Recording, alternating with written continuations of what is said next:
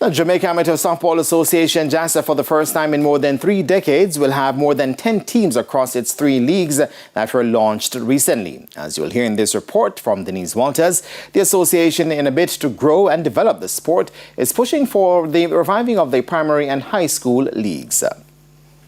President of the Jamaica Amateur Softball Association, Marvelyn Campbell, says JASA has seen a significant uptick in the number of participating teams for the upcoming league. For the first time in about 30 years, we've had 11 teams coming out. A combination, as I said, of co-ed, male and female leagues. Speaking to TVJ Sports, Campbell says JASA is also in the process of reviving development leagues in secondary and primary schools. And to introduce softball in primary schools that never played. We're also planning to do the same with the secondary school league.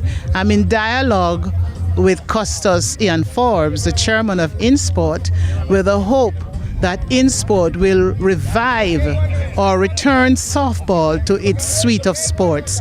Softball was being played under the umbrella of InSport for many, many, many years.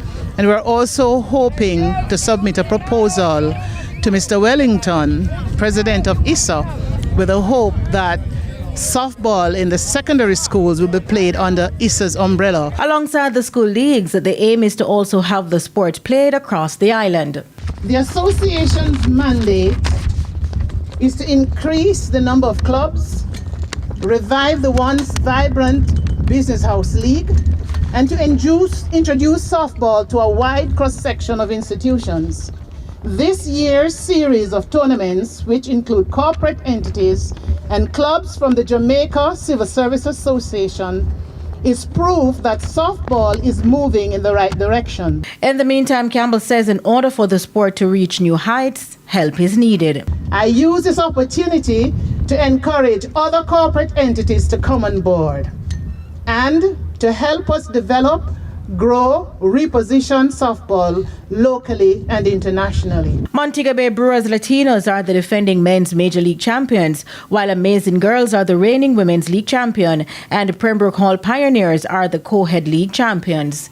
Denise Walters for TVJ Sports.